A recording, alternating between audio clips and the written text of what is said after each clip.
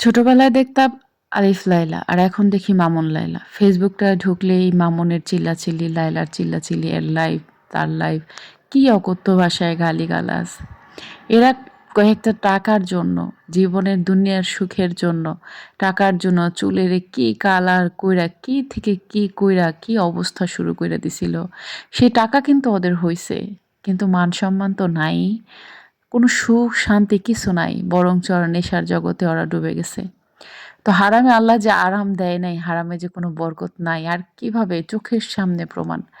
আর একটা ভালো আলেমকে আপনি দেখেন, তার জীবনে কত সুখ, কত সম্মান, কত শান্তি। তাকে দেখলে আপনার অন্তর থেকে রেসপেক্ট আল্লাহ তালা দিয়ে দিবে। আর ওদের দেখলে শুধু বমি আসে, ঘৃণা আসে।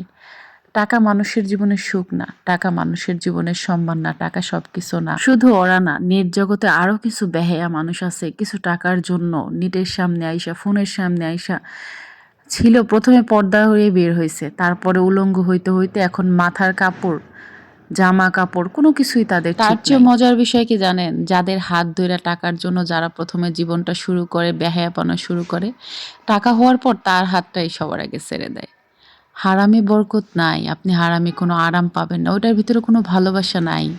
ভালোবাসা আছে ইসলামে, ভালোবাসা আছে সম্মানে, ভালোবাসা আছে গোপনীয়তায়। ওদের জন্য মাঝে মাঝে অনেক খারাপ লাগে যে ওরা কি নামাজি হবে না, ওরা কি দিনের পথে আসবে না। ওরা কিন্তু এসে কান্নাকাটি করে, ওরা সুখ চায়, শান্তি চায়, কিন্তু ওদের আসল সুখ শান্তি দিয়ে ইসলামের পথে, নামাজে, দিনের পথে, এটা ওদের কে বুঝাবে। আর আল্লাহ তাআলা তো বলছে, মানুষ গুনাহ করতে করতে তাদের অন্তরে আল্লাহ সিল মোহর মেরে দেয়। আপনি চাইলেও তাকে হেদায়েত দিতে পারবেন না, কারণ হেদায়েত সম্পূর্ণ আল্লাহ তাআলার হাতে। তাদের জন্য মাঝে মাঝে মায়া হয়, তোমরা যে সুখের জন্য দৌড়াও ওইটা সুখ না। আসল সুখ হচ্ছে আল্লাহর ইবাদতে, আল্লাহকে ভালোবাসায়, আল্লাহর পথে চলায়। এখন আপনারা বলতে পারেন, তাহলে কি আপনারা অনেক সুখী? আলহামদুলিল্লাহ, আমরা অনেক সুখী। দুই বেলা দুই মুঠো ভাত খেয়ে 5 ওয়াক্ত নামাজ পড়তে পারলে সুখী। যদি নাও খাবার পাই, আলহামদুলিল্লাহ, নিজের অন্তরের সুখ হচ্ছে বড়।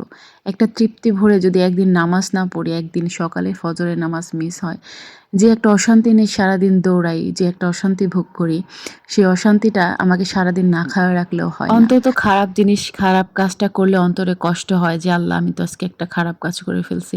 ভালো কাজ করলে অন্তরে শান্তি হয়। টাকা পয়সার জন্য মানুষ ঈমান বিক্রি করে দেয়। টাকা পয়সা তো অনেক ইহুদি, অনেক খ্রিস্টান, অনেক বেধর্মীদের হয়, অনেক নাস্তিকেরও অনেক টাকা থাকে।